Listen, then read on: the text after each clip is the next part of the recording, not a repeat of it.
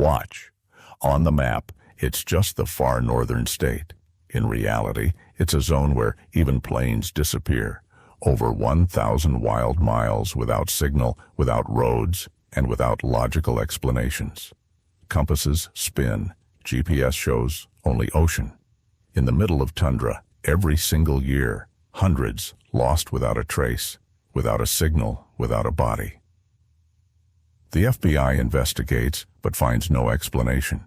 Electronics fail, search dogs lose the trail, and those who left for Alaska in the 90s were never seen again.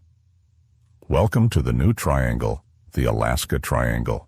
Here, disappearance is not a fluke but a repeating pattern.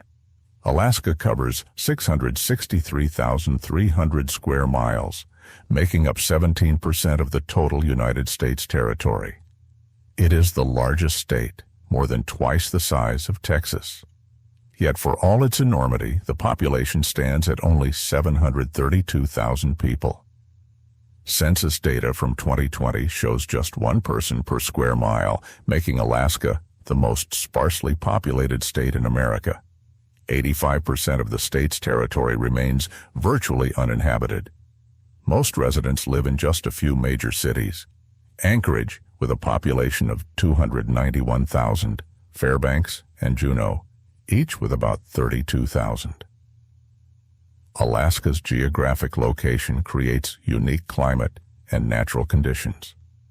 The state stretches from the Arctic Ocean to the North Pacific, including polar deserts, tundra, taiga forests, and coastal zones. Extreme weather is the norm across much of Alaska.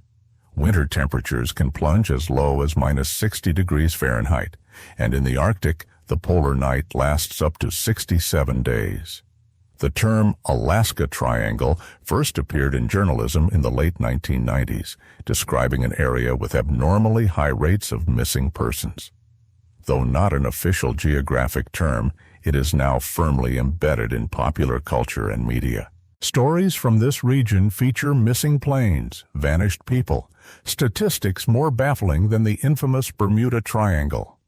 The boundaries of the Alaska Triangle are formed by three of the state's largest cities: Anchorage to the south, Juneau in the southeast, and Barrow, now known as Utqiagvik, to the north.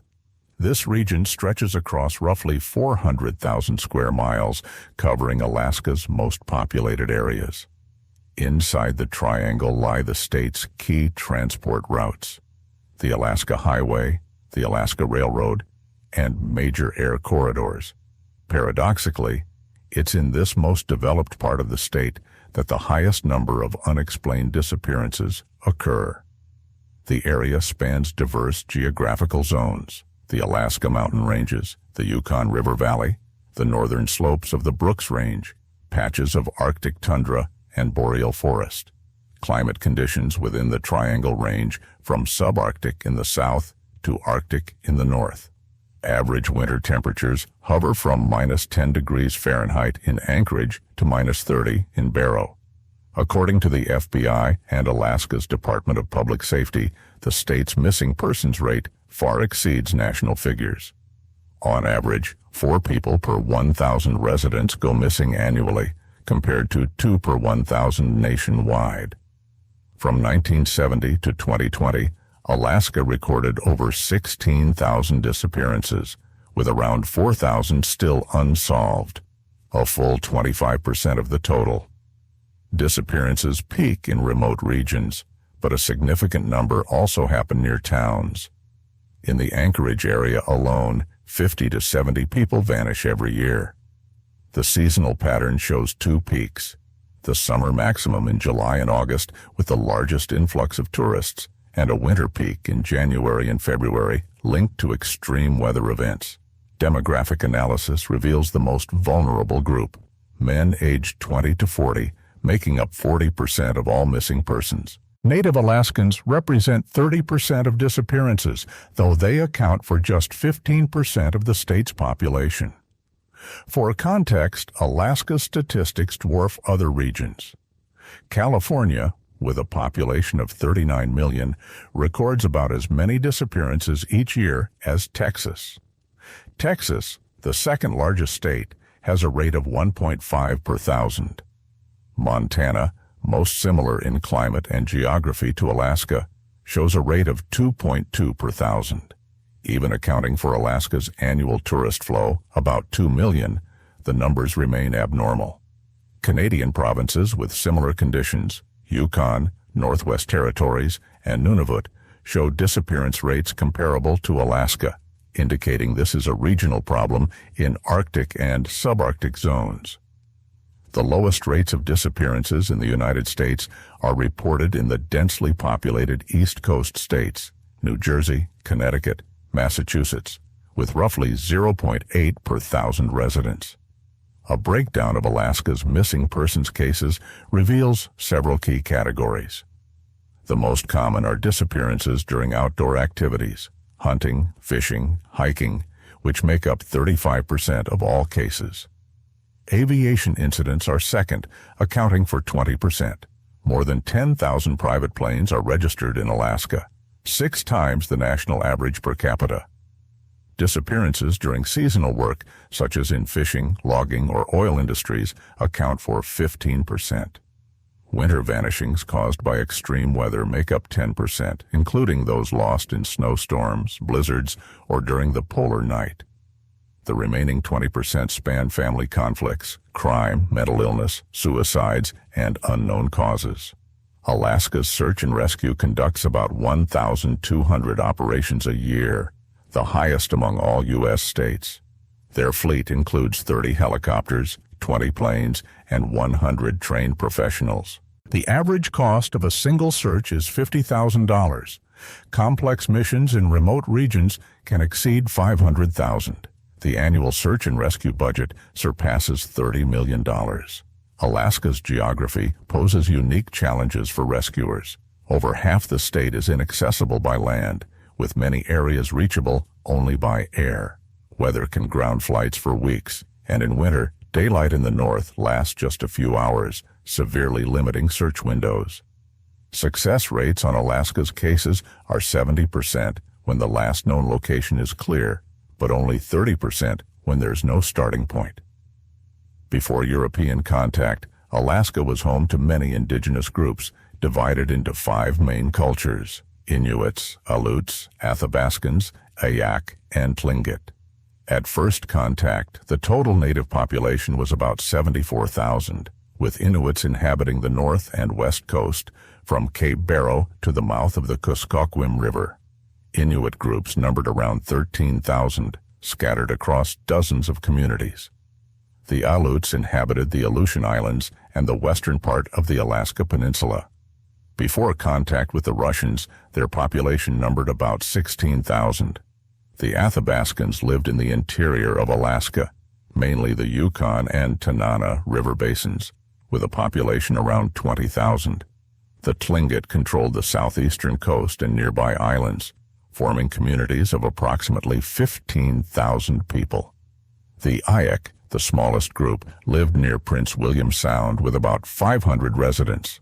According to 2020 census data, Indigenous peoples make up about 15.6% of Alaska's population, roughly 114,000 people. For Native Alaskans, the physical world intertwines closely with the spiritual. Their concept of space includes not only visible geographic features, but also invisible spiritual territories. Inuit cosmology describes multiple layers of reality. Traditional beliefs speak of 3 main worlds: the upper world of spirits, the middle world of humans, and the underworld beneath the sea. Transitions between these realms occur at special places considered dangerous for ordinary people. The Inuit concept of Siluk refers to places where spiritual forces are especially active, often coinciding with geographic anomalies like unusual rock formations, oddly shaped lakes, or river confluences.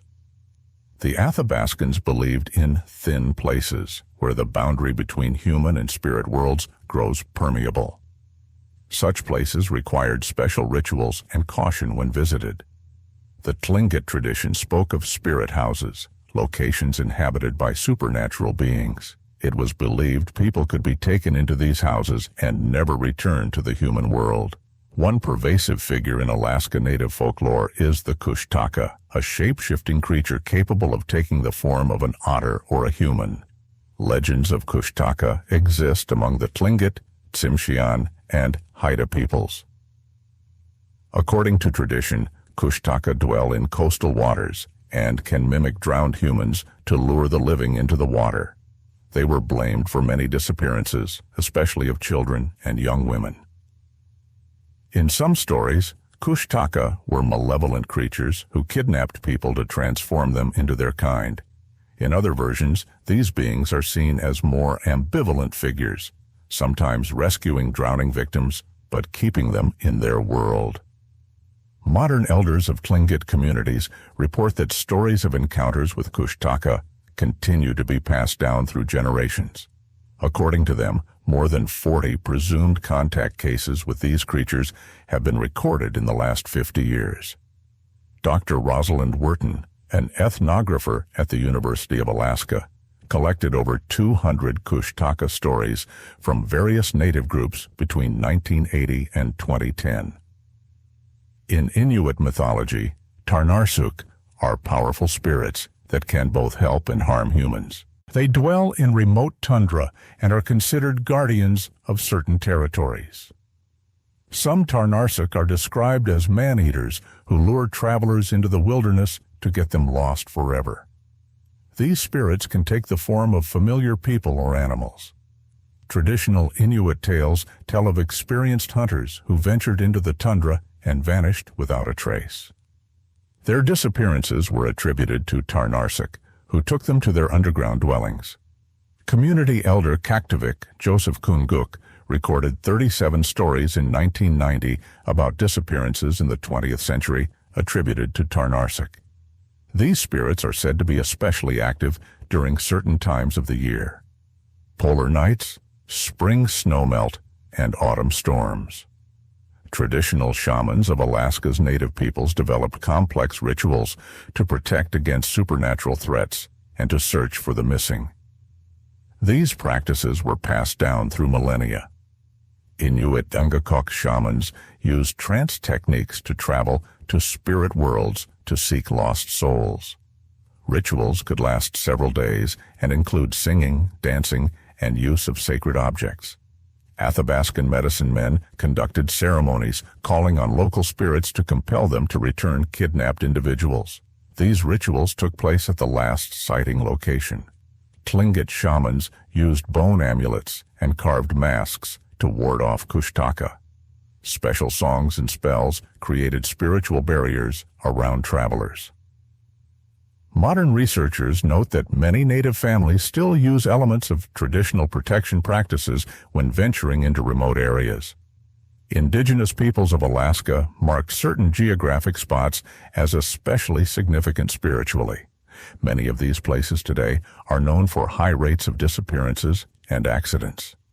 Cape Barrow was considered by the Inuit as the meeting point of two oceans, a place where spiritual forces reach their maximum concentration. Modern statistics show that within a 100-mile radius of the Cape, there is a disproportionately large number of aviation accidents and disappearances. The Kayukuk River Valley in central Alaska has traditionally been known by the Athabascans as the Valley of Spirits. Current data show this area has one of the highest rates of hunter and tourist disappearances in the state. The Malaspina Glacier in southeastern Alaska was a sacred place for the Tlingit, who believed it to be home to powerful ice spirits. Over the last 30 years, 23 climbers and researchers have vanished there. The Aleutian Islands, especially Uglashka Island, were considered the domain of sea spirits. Statistics indicate that the Aleutian chain has the highest rates of fishermen and sailor disappearances among all coastal regions in Alaska. Despite modern civilization's influence, many elements of traditional native beliefs endure in contemporary Alaskan communities. Surveys conducted by the Alaska Native Corporations Association show that 62% of Indigenous people still follow some traditional practices. In rural communities, elders continue to pass down knowledge about dangerous places and ways to protect against supernatural threats. These teachings often include practical survival advice encoded in mythological symbols. Alaska's modern search and rescue services recognize the value of indigenous knowledge. 70% of search operations involve native guides. Some researchers suggest that traditional stories about spirits and disappearances may contain encoded information about real natural hazards, avalanche-prone slopes, poor visibility zones, and areas with abnormal magnetic fields. Dr. Mary Koo Toyton of the University of Alaska in Fairbanks studies correlations between traditional dangerous places and modern accident statistics.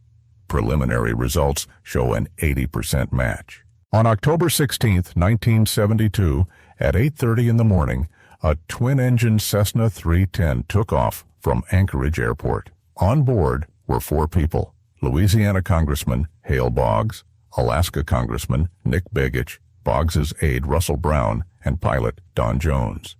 Their destination was Juneau, Alaska's capital, where Begich was campaigning for re-election to the House of Representatives.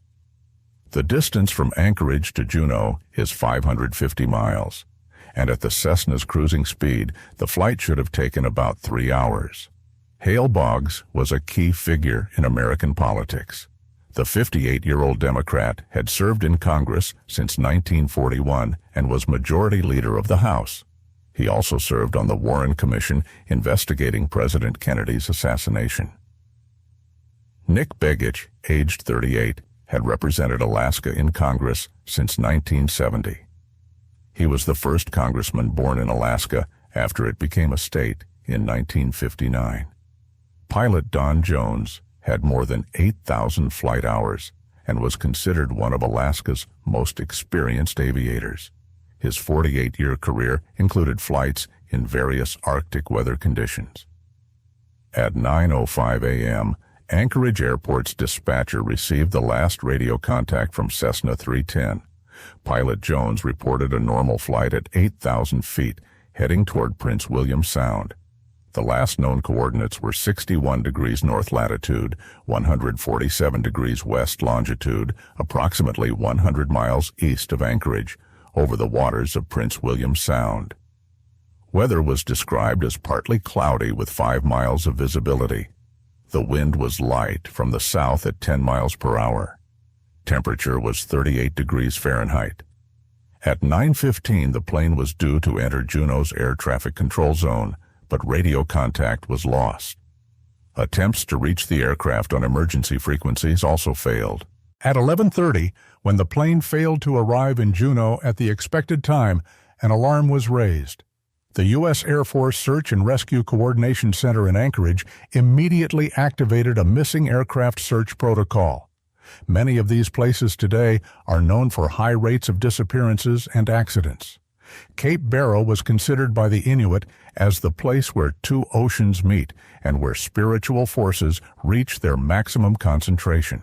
Modern statistics show that within a 100-mile radius of the Cape, there is a disproportionately large number of aviation accidents and disappearances.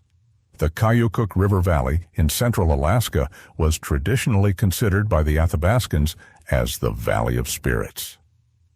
By modern data, this area shows one of the highest rates of disappearances of hunters and tourists in the state. The Malaspina Glacier in southeastern Alaska was a sacred place for the Tlingit, who considered it the home of powerful ice spirits. Over the past 30 years, 23 mountaineers and researchers have disappeared in this area. The Aleutian Islands, especially Ulashka Island, were considered the habitat of sea spirits. Statistics show that the Aleutian chain has the highest rate of disappearance among fishermen and sailors compared to all coastal areas of Alaska. Despite the influence of modern civilization, many elements of traditional beliefs of indigenous peoples are preserved in modern Alaska communities. Surveys conducted by the Association of Alaska Native Corporations show that 62% of indigenous people continue to follow some traditional practices. In rural communities, elders still pass on to the younger generation knowledge of dangerous places and ways to protect against supernatural threats. This knowledge often includes practical survival tips encoded in mythological images.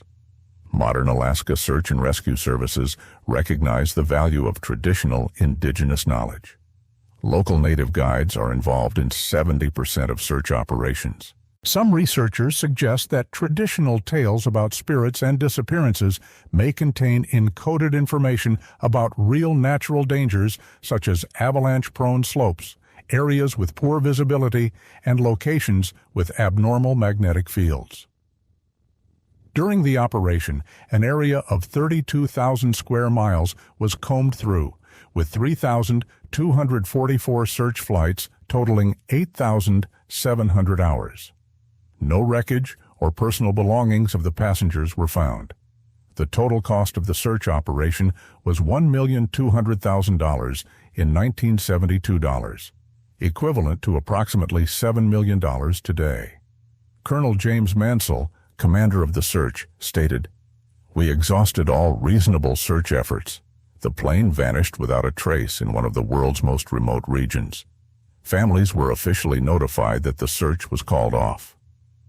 Congress declared all 4 occupants dead, although no bodies were ever recovered. Republican Don Young won the special election to replace Nick Begich and represented Alaska in Congress for 49 years until his death. In 2022, after official searches ended, families of the missing organized private search expeditions. Nick Begich's widow, Peggy, spent more than $100,000 of her own money hiring private investigators and search teams.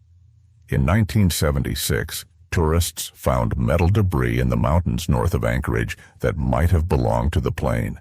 Testing confirmed it was part of a fuel tank, but it could not be definitively linked to the aircraft.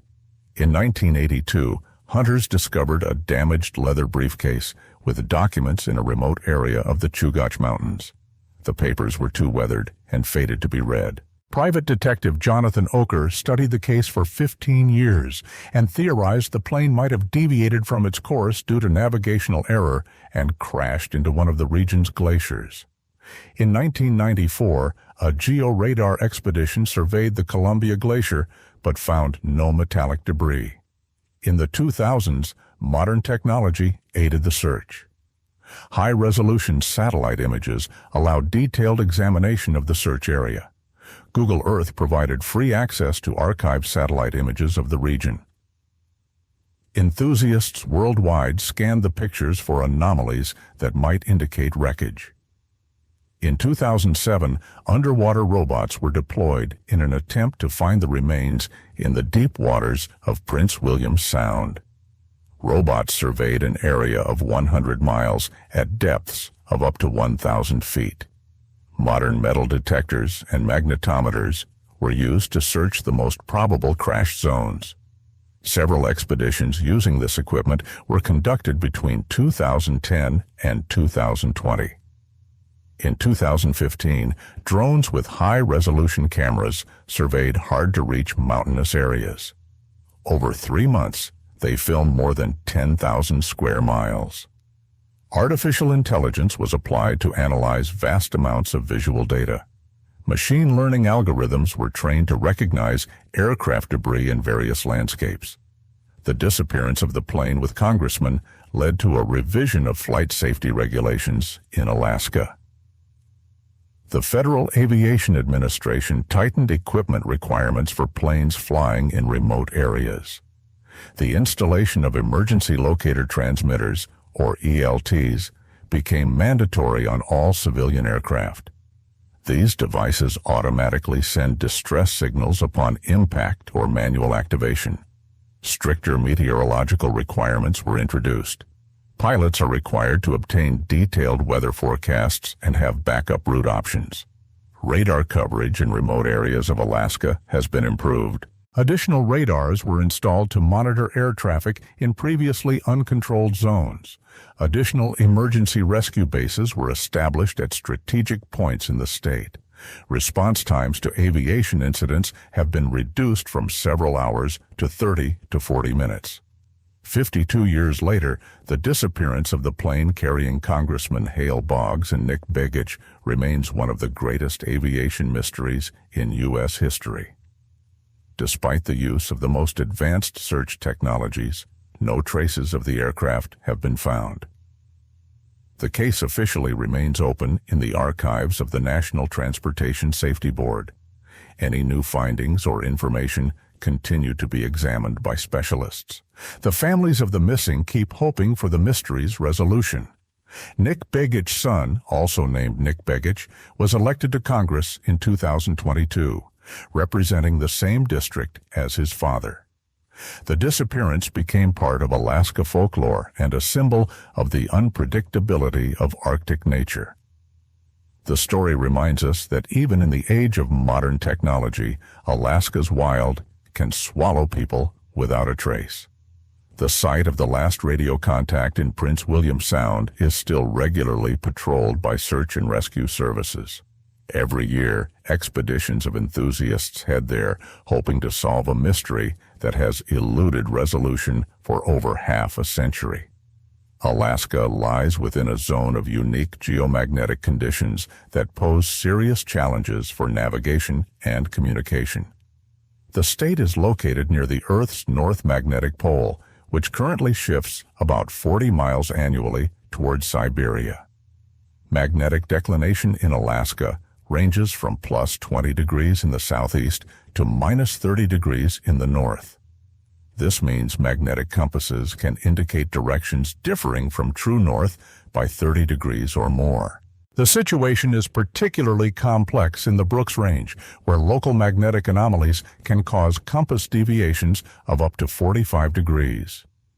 The U.S. Geological Survey has identified more than 80 zones with abnormal magnetic readings across the state. The Federal Aviation Administration issues special magnetic declination maps for Alaska, updated every 5 years due to constant changes in the magnetic field. Pilots are required to use these maps to correct their compass readings. Research from the University of Alaska shows that magnetic anomalies are especially pronounced in winter months when solar activity affects the ionosphere. During magnetic storms, compass deviations can increase by 1.5 to 2 times. Modern GPS systems are also affected by Alaska's magnetic conditions. Although satellite navigation does not rely directly on magnetic fields, ionospheric disturbances can reduce positioning accuracy from 3 meters to 15 or 20 meters. Alaska's geography creates vast areas where cellular and radio coverage is almost non-existent. According to the Federal Communications Commission, only 30% of the state has reliable cellular coverage. Mountain ranges block radio signals, producing shadow zones spanning hundreds of square miles. The Alaska Range, with peaks reaching 6,000 meters, effectively shields radio waves between northern and southern regions. Arctic atmospheric conditions also affect radio wave propagation. A phenomenon called polar absorption occurs during solar flares and can completely block radio communication at frequencies below 30 megahertz. The company AT&T reports that full cellular coverage in Alaska would require installing over 2,000 base stations, an economically unfeasible project given the population density of 1 person per square mile. The state's Emergency Response Service maintains a map of dead zones where cellular calls are impossible. These zones cover roughly 450,000 square miles. Satellite phones provide communication in remote areas, but their use is limited by high costs and the need for direct satellite visibility.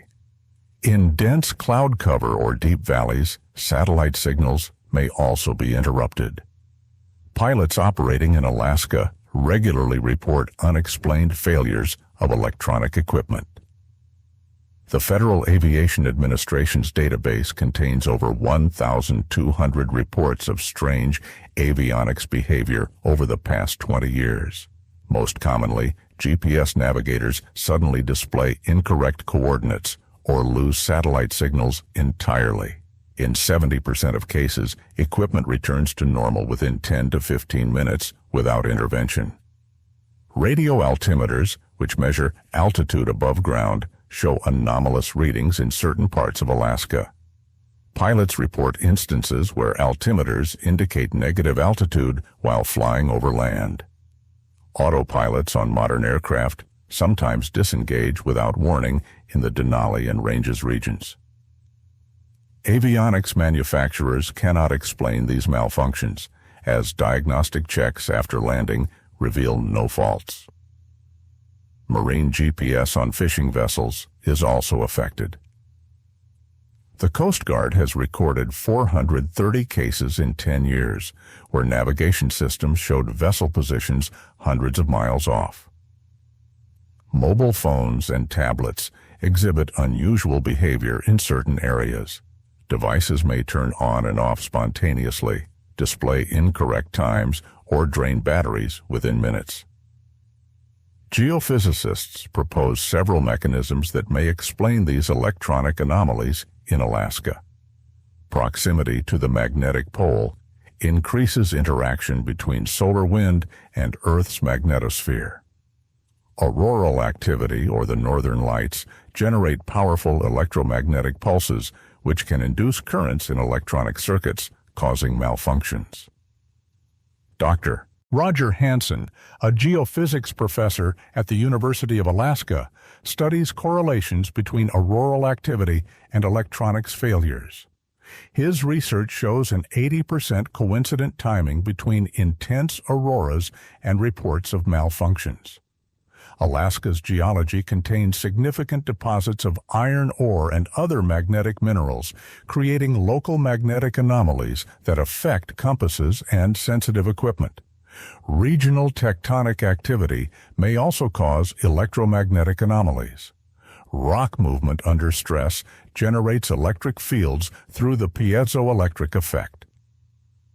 Some researchers suggest underground water flows influence the electromagnetic environment. Electrolyte movement through rock forms telluric currents impacting electronics.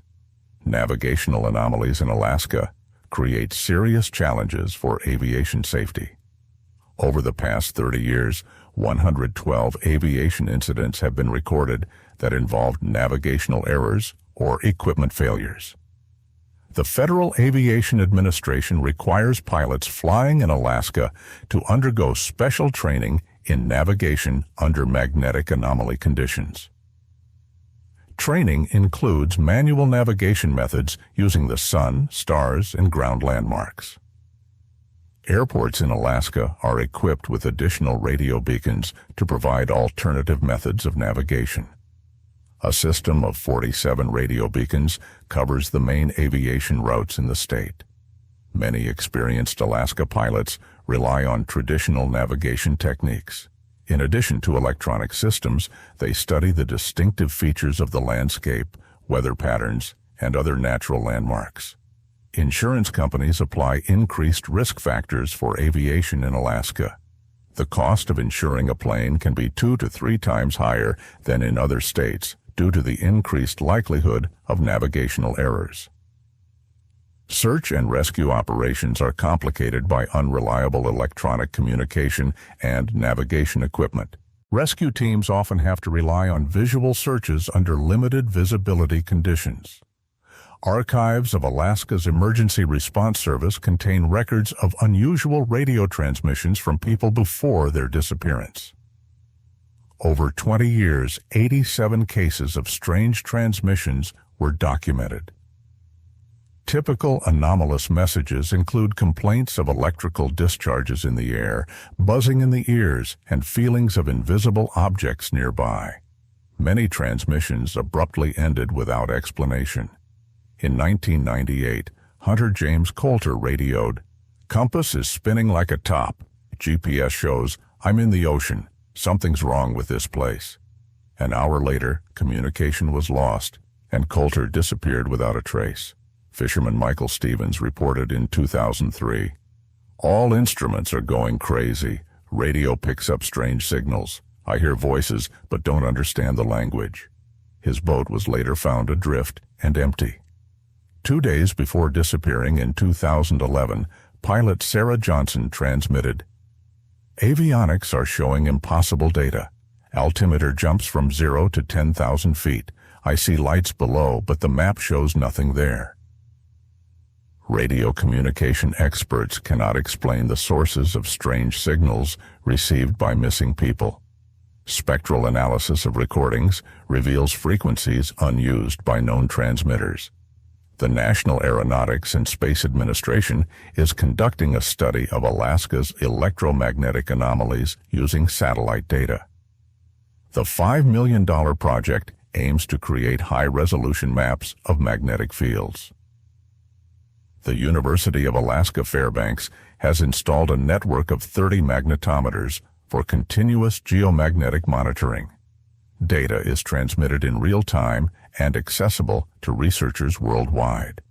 Military studies examine how Alaska's conditions affect defense equipment.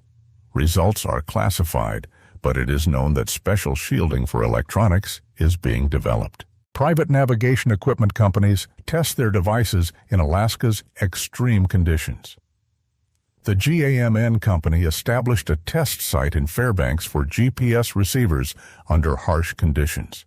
An international group of scientists from the United States, Canada, and Russia studies the impact of climate change on the Arctic magnetosphere.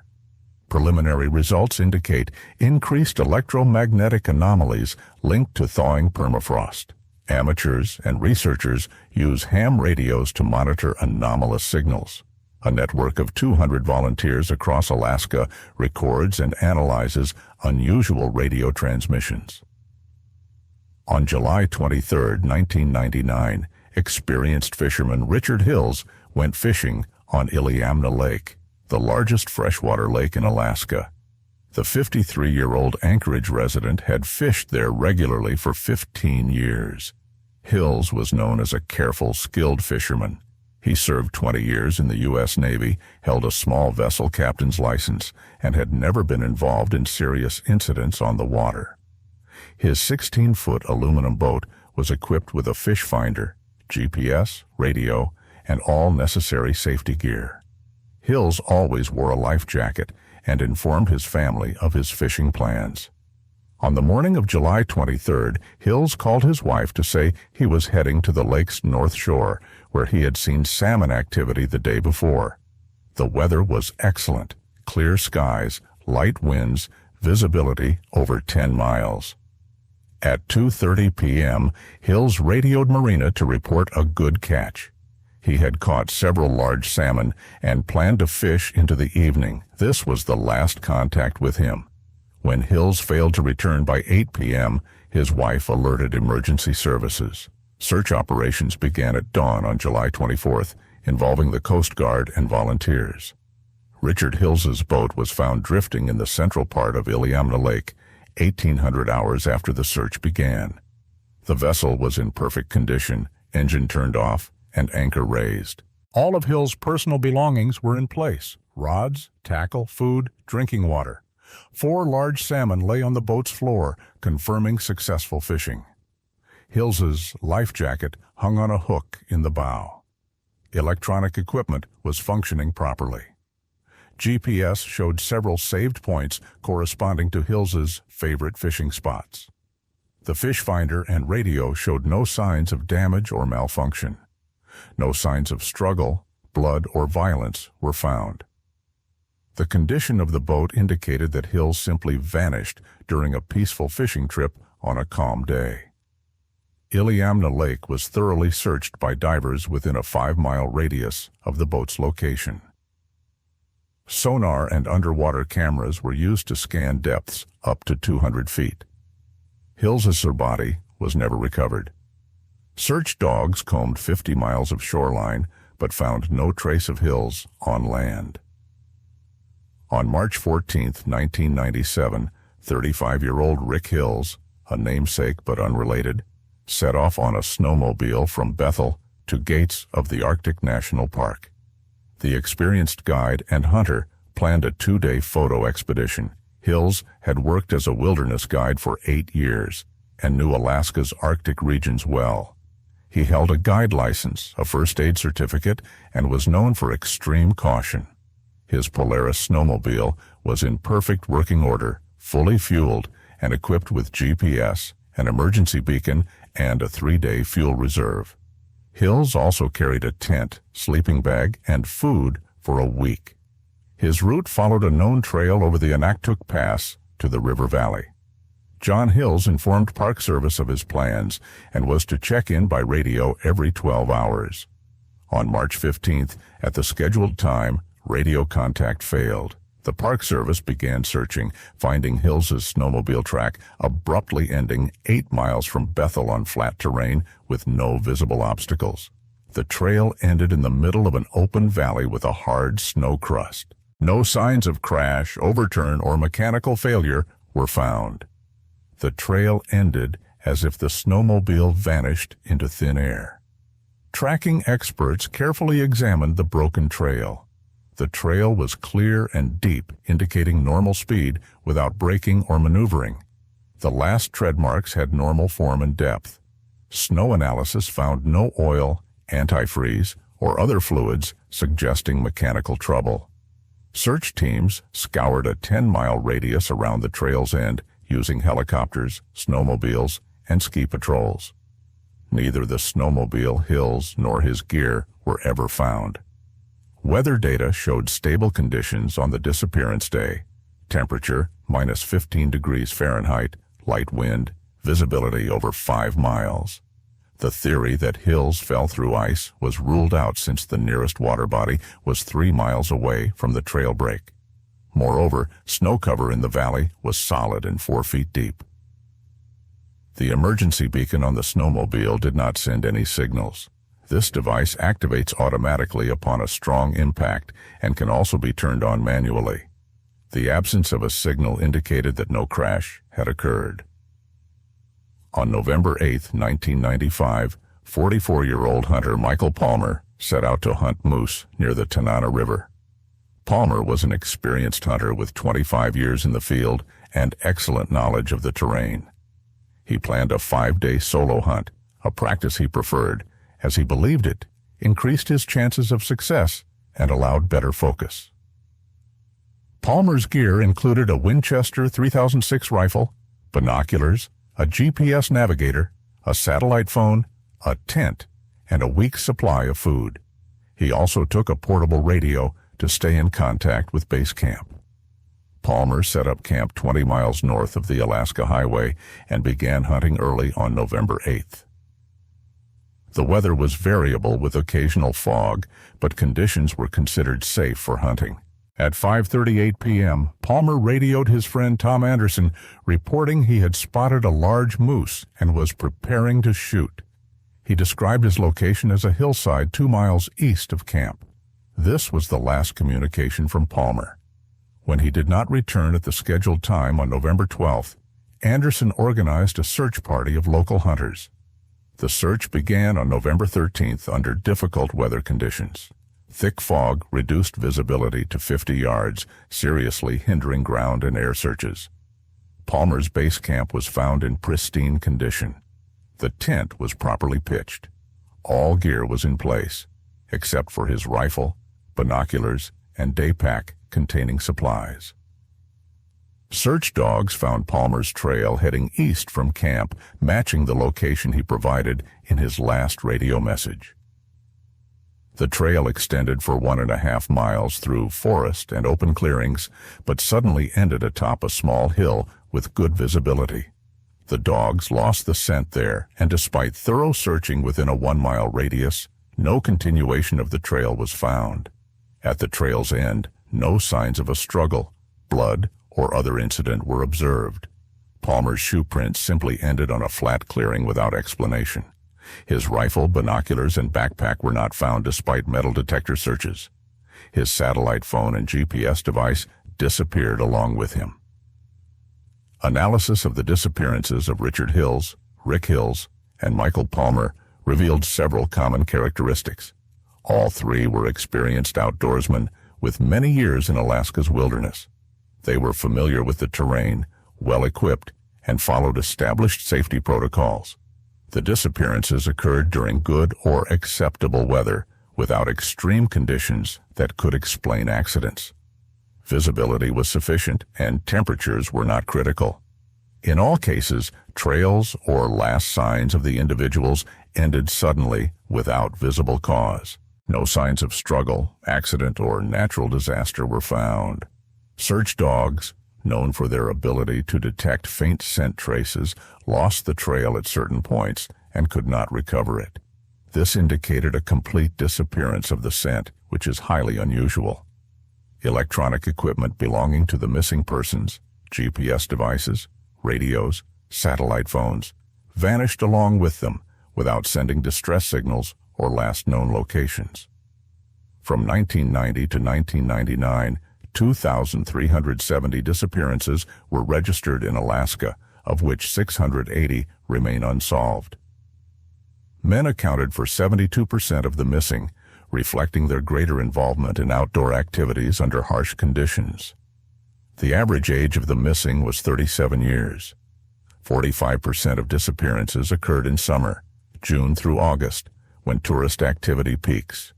Winter disappearances made up 28%, with spring and fall at 13% and 14% respectively. Geographically, disappearances clustered in certain areas. Denali National Park, Iliamna Lake region, and the northern slopes of the Brooks Range showed disproportionately high rates. Indigenous peoples accounted for 31% of the missing, despite representing only 15% of the state population. This indicated increased vulnerability among native populations. Tourists and seasonal workers accounted for 23% of disappearances. Local residents with many years of Alaska experience made up 54%, disproving the theory that only inexperienced visitors go missing. Alaska's Department of Public Safety created a special task force in 1998 to study unexplained disappearances. The task force included detectives, search and rescue specialists, and forensic experts. Their analysis showed that traditional explanations, animal attacks, accidents, lost hikers, could not account for all the peculiarities of the disappearances. The absence of struggle and sudden trail endings pointed to other factors. A detailed database was created for every disappearance case. The database included GPS coordinates, weather conditions, moon phases, solar activity, and geomagnetic conditions at the time of disappearance. The task force issued safety recommendations for remote areas. These included mandatory use of satellite beacons, regular radio check-ins, and traveling in groups of at least 2. Federal agencies were alerted to the unusual disappearance patterns in Alaska. The FBI opened a regional unit to investigate potential serial crimes, considering the possibility of a serial killer. The National Park Service tightened visitor registration policies and introduced mandatory check-ins at control points for all tourists and researchers. Thank you for watching this video. Please share your thoughts and opinions in the comments below. Every comment is important. Don't forget to like and subscribe for more stories. Your support helps keep the channel alive and growing.